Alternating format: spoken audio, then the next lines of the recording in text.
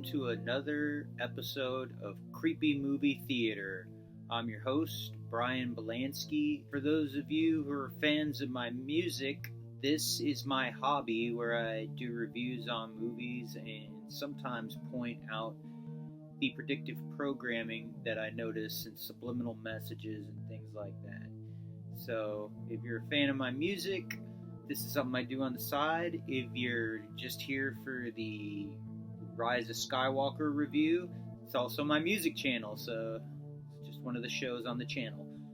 So, Rise of Skywalker. We waited a long time to see this.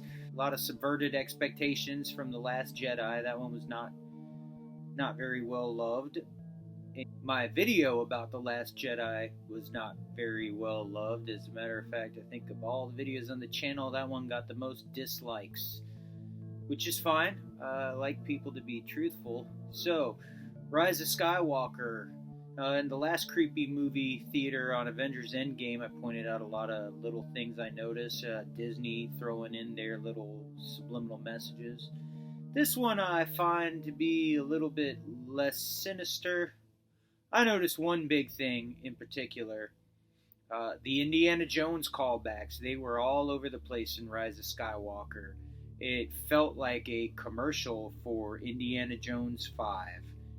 And I think that's pretty much what the movie was. See, I can watch these movies and enjoy them on a certain level.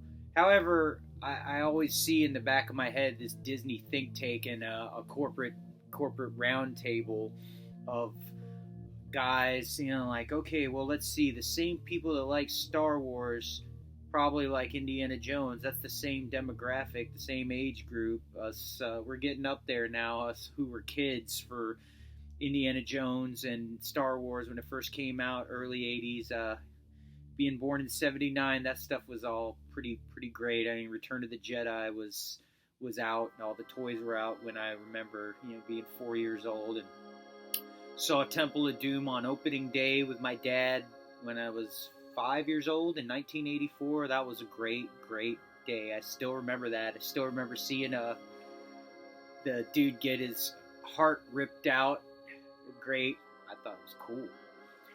And so, Rise of Skywalker, all the things did you notice about, the Indiana Jones callbacks? And like I said, Indiana Jones 5 is coming up, and I think this is some very, very clever marketing to shove the Indiana Jones 5 commercial. They threw all that stuff in to make you want to see Indiana Jones. So let's go through all of the things I noticed in Rise of Skywalker that were Indiana Jones callbacks. The first thing I noticed was the fake out about Chewie getting killed on the spaceship. Oh shit. Spoilers. Okay, spoilers from now on out. Alright, so the first thing I noticed, Chewie getting killed on the spaceship by Rey's electric force lightning coming out of her hands. Just like when Indy shot the dude in the truck and the truck exploded and Marion died. But of course, we all know Marion didn't really die. We all know Chewie didn't really die. So there's one Indiana Jones callback right there.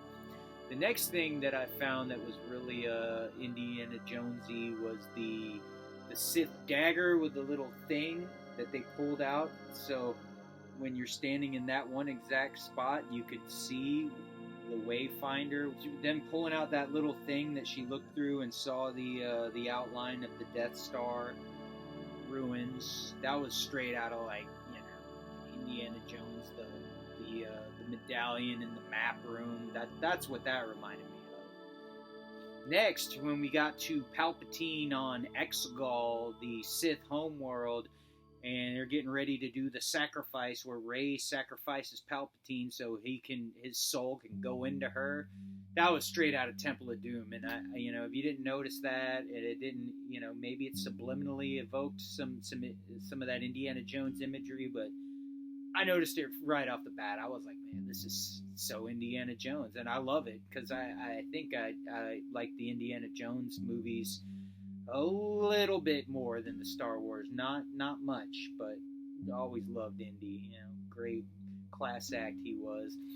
I always loved the way he, was so cool. Always had all the girls and, traveling the world, killing people. I mean, who wouldn't want to do that?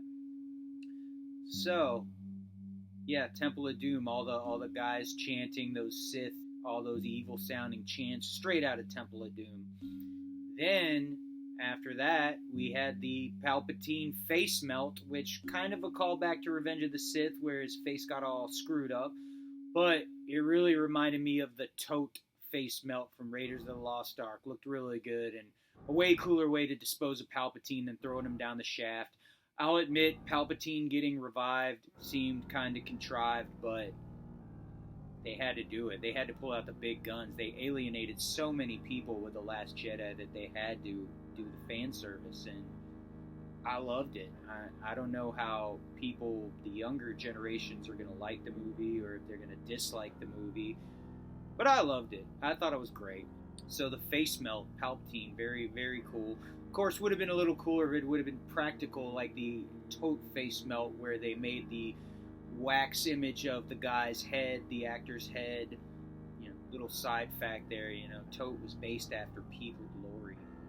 Very cool guy. I think I'm going to do one of his early movies as my next Creepy Movie Theater episode.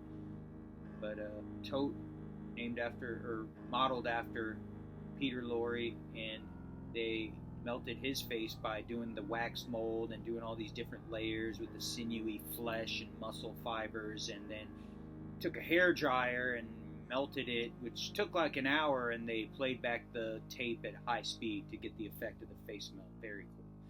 Very, very cool. Of course, the Palpatine face melt was done digitally. Not quite as cool, but still nostalgic. Made me feel like a kid again, and I loved it.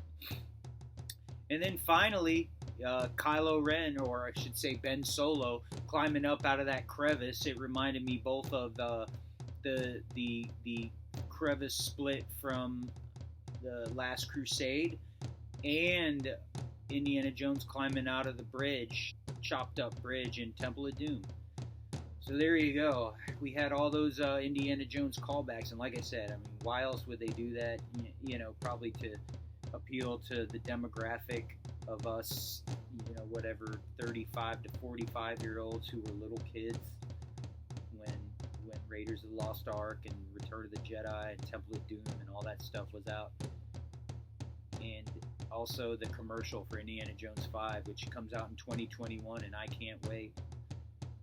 Oh, leaves me to remember one more Indiana Jones callback when they showed Harrison Ford as Han Solo, and he had a beard. So Han Solo never has had facial hair, but he did there, and I think that was just one more callback, because often Indiana Jones had the little 5 o'clock shadow going on in the movies, because when you're out there in those third world countries grave robbing like you do, there's no time to shave. I mean, it's really hard to find time to shave. Trust me. So there it is. Those are all the Indiana Jones callbacks, subliminal advertising for the new movie, which I'm cool with. I don't know if anybody else noticed that, but I thought it was quite obvious, and I thought it was cool. I loved it, and thought it was great. The next Creepy Movie Theater is going to be an old movie, and it's going to be called M, featuring Peter Lorre. It was a Fritz Lang movie, and probably going to do a new one of those silent horror theater soundtracks for Metropolis. Another Fritz Lang movie. Got a lot of stuff going on. About to hit the road, go back on tour, so I'm going to be a content creator full time, whether it's my music or my movie review videos. Got all this stuff going on. I'm going to be doing that on my days off in between the tour dates on the big Bryan Super Happy Fun Time tour. So check that out. The new album's coming out February 15th. The U.S. tour is going on. I'm trying to figure out what international stuff I'm going to do after that U.S. leg is done. If you live in another country and you're interested in having me come and showing you the old underground American rock and roll thing, hit me up, send me a message.